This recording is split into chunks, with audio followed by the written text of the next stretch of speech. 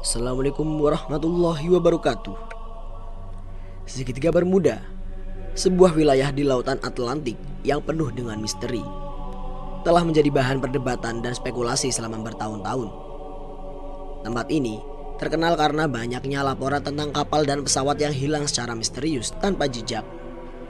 Namun, ada sebuah spekulasi yang jauh lebih menakutkan. Benarkah singgasana iblis berada di segitiga Bermuda? Spekulasi ini tidak hanya menjadi perhatian masyarakat umum, tetapi juga umat Islam yang mencari jawaban berdasarkan teks-teks agama.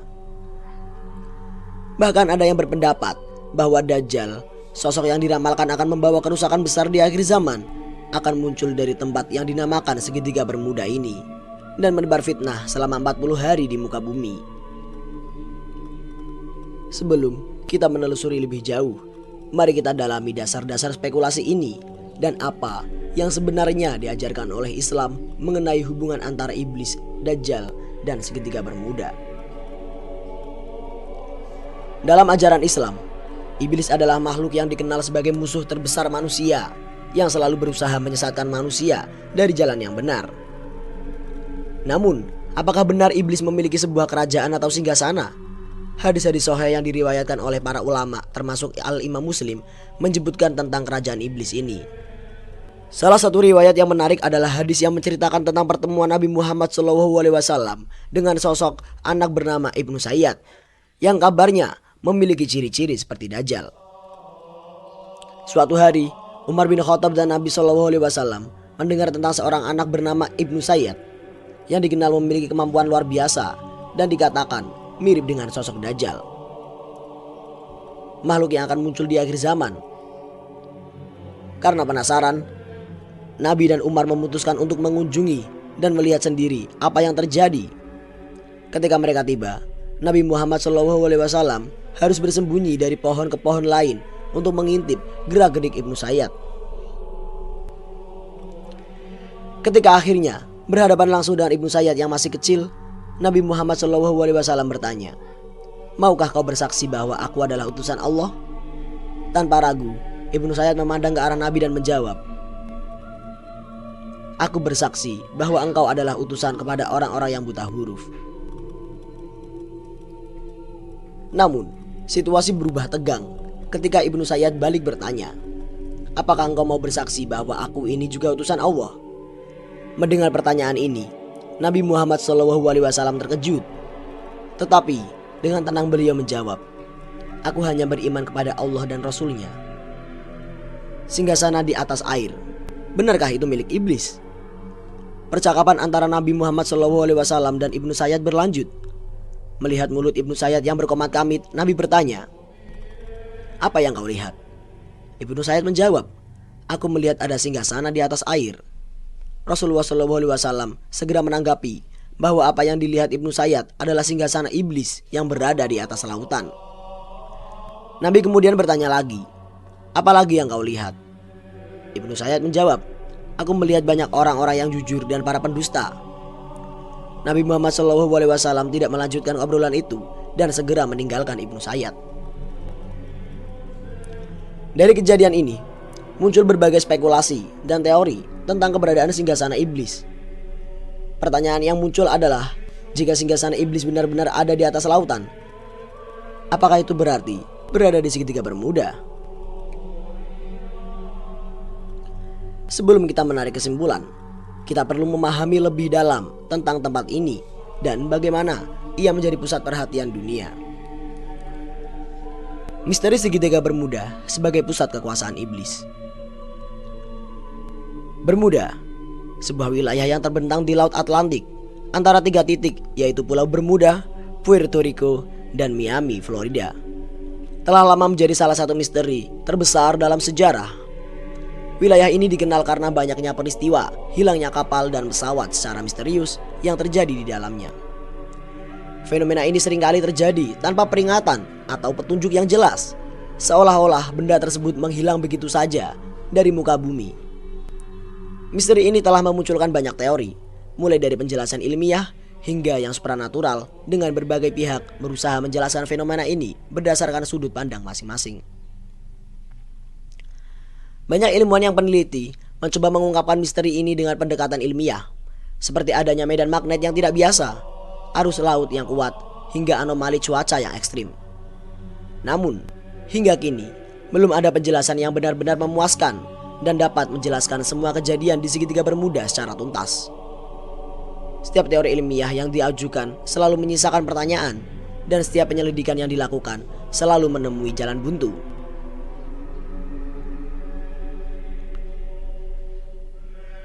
Inilah yang kemudian membuka ruang bagi teori-teori lain yang lebih spekulatif dan mengandung unsur supernatural, termasuk yang berasal dari sudut pandang agama. Dalam perspektif agama Islam, ada sebuah teori yang menyatakan bahwa segitiga Bermuda adalah tempat di mana iblis mendirikan singgasananya di dunia.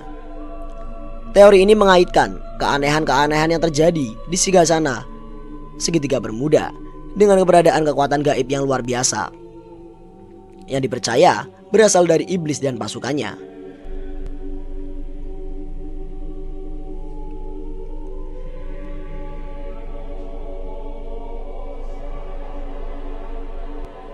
Menurut teori ini, segitiga Bermuda bukanlah sekedar wilayah di lautan, melainkan pusat kekuasaan iblis di muka bumi, tempat di mana ia mengatur rencana jahatnya untuk menyesatkan umat manusia. Teori tentang singgasana iblis di segitiga Bermuda ini semakin populer dengan adanya buku yang ditulis oleh seorang ulama dari Mesir, yaitu Syekh Muhammad Isa Daud. Dalam bukunya, Syekh Muhammad Isa Daud mengemukakan bahwa kawasan segitiga Bermuda adalah kawasan jin, dan dari sanalah akan muncul Dajjal, sosok yang diyakini oleh umat Islam sebagai penyebar fitnah terbesar di akhir zaman. Buku ini berdasarkan dialog dengan jin muslim yang mengklaim bahwa Dajjal akan muncul dari segitiga Bermuda pada hari kiamat. Namun, teori ini menuai kontroversi. Ada yang mempercayainya sebagai kebenaran, namun ada juga yang meragukannya dan menganggapnya sebagai spekulasi belaka.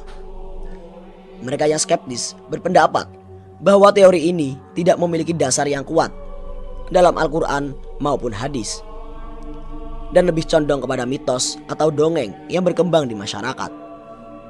Mereka juga menekankan bahwa dalam ajaran Islam tidak ada keterangan yang secara eksplisit menyebutkan bahwa singgasana iblis berada di segitiga Bermuda. Oleh karena itu, kebenaran dari teori ini masih dipertanyakan. Namun, terlepas dari perdebatan ini, tidak dapat dipungkiri bahwa segitiga Bermuda tetap menjadi wilayah yang penuh dengan misteri dan keanehan selama bertahun-tahun. Banyak laporan tentang hilangnya kapal dan pesawat yang melintasi wilayah ini tanpa meninggalkan jejak. Beberapa di antaranya adalah peristiwa hilangnya Flight 19 pada tahun 1945 yang melibatkan 5 pesawat tempur Angkatan Laut Amerika Serikat yang hilang tanpa bekas saat menjalani latihan rutin di wilayah tersebut. Tidak hanya pesawat tempur, sebuah pesawat penyelamat yang dikirim untuk mencari mereka juga hilang secara misterius. Peristiwa ini adalah salah satu dari banyaknya insiden yang memicu munculnya teori tentang adanya kekuatan gaib yang berperan di segitiga Bermuda. Banyak orang yang percaya bahwa keanehan-keanehan ini adalah akibat dari adanya entitas atau kekuatan jahat yang bersemayam di segitiga Bermuda. Mereka meyakini bahwa iblis dan pasukannya menggunakan wilayah ini sebagai markas untuk mengganggu dan menyesatkan manusia dengan cara-cara yang sulit dijelaskan oleh akal manusia. Menurut pandangan ini, segala peristiwa yang terjadi di segitiga Bermuda adalah sebuah dari rencana besar iblis untuk menyebarkan kekacauan di dunia menjelang datangnya hari kiamat. Namun, pandangan ini tentu saja menimbulkan pertanyaan besar. Jika segitiga Bermuda memang adalah tempat singgasana iblis, mengapa tidak ada keterangan yang lebih jelas dalam Al-Quran atau hadis yang menguatkan klaim itu? Mengapa hanya berdasarkan dialog dengan jin yang bahkan dalam ajaran Islam sendiri tidak dianjurkan untuk dipercayai sepenuhnya? Pertanyaan ini mengarahkan kita pada pentingnya berhati-hati dalam menerima informasi yang bersumber dari jin atau makhluk gaib lainnya. Dalam ajaran Islam, jin adalah makhluk yang bisa berbohong dan menyesatkan manusia. Oleh karena itu, segala informasi yang diberikan oleh jin harus disaring dan dibandingkan dengan apa yang diajarkan dalam Al-Quran dan hadis. Rasulullah SAW juga telah memberikan petunjuk tentang kemunculan Dajjal, yang akan muncul dari daerah yang bernama Khurasan, bukan dari segitiga Bermuda. Hal ini semakin mempertegas kita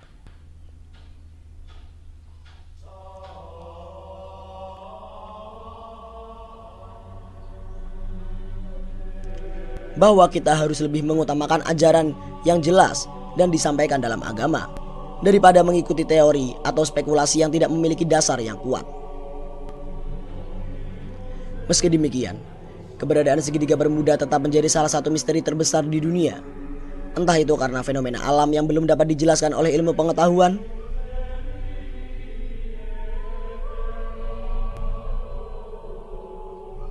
atau mungkin memang ada kekuatan gaib yang berperan di dalamnya. Segitiga Bermuda terus menarik perhatian banyak orang, termasuk para ilmuwan, peneliti, dan masyarakat umum. Misteri yang menyelimuti wilayah ini seakan tidak pernah surut, dan spekulasi tentang adanya kekuatan besar yang bersemayam di dalamnya terus berkembang seiring berjalannya waktu. Apakah segitiga Bermuda benar-benar menjadi pusat kekuasaan iblis, ataukah hanya sebuah wilayah yang kebetulan memiliki fenomena alam yang ekstrim? Hingga kini, jawaban atas pertanyaan ini masih belum ditemukan. Yang jelas, sebagai umat muslim, kita diajarkan untuk selalu berpegang pada Al-Quran dan Sunnah sebagai panduan utama dalam kehidupan kita. Dalam ajaran Islam, isu yang berkaitan dengan kemunculan Dajjal dan tanda-tanda akhir zaman merupakan topik yang syarat dengan nuansa spiritual dan teologis. Hadis-hadis Nabi Muhammad SAW memberikan petunjuk yang cukup jelas mengenai beberapa tanda besar yang akan muncul menjelang hari kiamat. Salah satunya adalah kemunculan Dajjal, sosok yang akan membawa fitnah terbesar bagi umat manusia. Namun, teori yang menyatakan bahwa segitiga Bermuda adalah lokasi di mana iblis mendirikan singgasana dan tempat asal Dajjal menimbulkan kontradiksi yang nyata dengan apa yang telah disampaikan dalam hadis-hadis Nabi. Meskipun teori ini telah menarik perhatian banyak orang, terutama mereka yang terpesona oleh misteri segitiga Bermuda, namun tidak ada dasar yang kuat dalam literatur Islam yang mendukung klaim ini. Sebaliknya, ajaran Islam menegaskan bahwa Dajjal akan muncul dari Khurasan, bukan dari Bermuda atau wilayah lainnya. Oleh karena itu, daripada terjebak dalam spekulasi dan teori yang tidak jelas asal-usulnya, umat Islam diharapkan untuk tetap fokus pada ajaran yang telah pasti dan otoritatif. Segitiga Bermuda mungkin menyimpan misteri yang belum terpecahkan, namun keyakinan kita terhadap kebenaran yang diajarkan oleh Rasulullah harus tetap teguh. Dalam hal ini, Khurasan, sebuah segitiga Bermuda, adalah tempat yang telah disebutkan dalam hadis sebagai asal kemunculan Dajjal. Dan ini harus menjadi acuan utama bagi kita dalam memahami tanda-tanda akhir zaman. Pertanyaan berikutnya adalah, mengapa iblis memilih mendirikan singgasana di atas air? Untuk memahami hal ini, kita perlu melihat sifat dasar iblis yang penuh dengan kesombongan, seperti yang kita ketahui. Iblis menolak untuk sujud kepada Nabi Adam karena merasa lebih tinggi derajatnya sebagai makhluk yang diciptakan dari api. Kesombongan inilah yang membuat iblis selalu ingin menyaingi Allah Subhanahu wa Ta'ala. Kembali ke pertanyaan awal, apakah benar segitiga Bermuda adalah lokasi singgasana iblis? Jawabannya, kita tidak bisa memastikan hal ini dengan tepat. Tidak ada hadis yang memperinci lokasi persis singgasana iblis di atas air. Nabi Muhammad hanya memberikan petunjuk bahwa singgasana iblis berada di atas lautan.